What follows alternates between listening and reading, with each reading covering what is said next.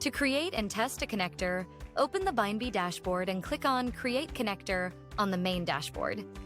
This will prompt you to choose the type of connector you want to create. Here, we will enter all the necessary customer details. For example, let's write Testing Demo and choose the category of the integration you want to build. In this case, it will be HRIS.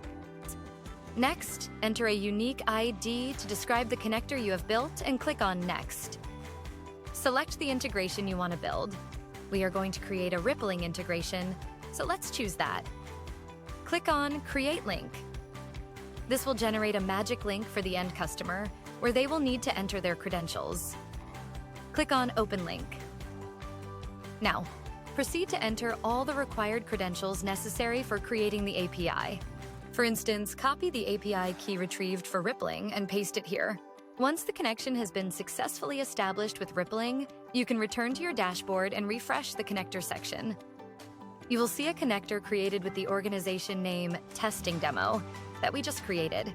Click on it to see that it is currently in the syncing stage, meaning it is syncing the data from the rippling sandbox. You can also check out the logs here. After a while, you'll notice that the data has synced. This is indicated by the green logo, signifying that all the necessary data for calling the APIs is available. To access the API data that has been synced to Bindbee, navigate to the documentation and proceed to the HRIS section. Let's say we want to check the employee data.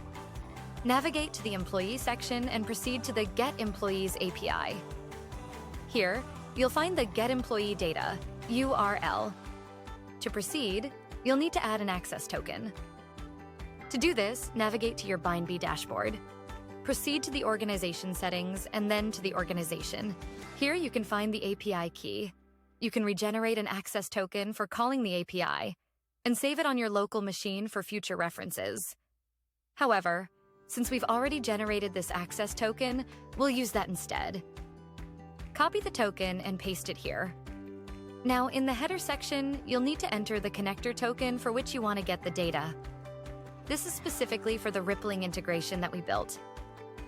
To find the rippling connector token, navigate to the connector section.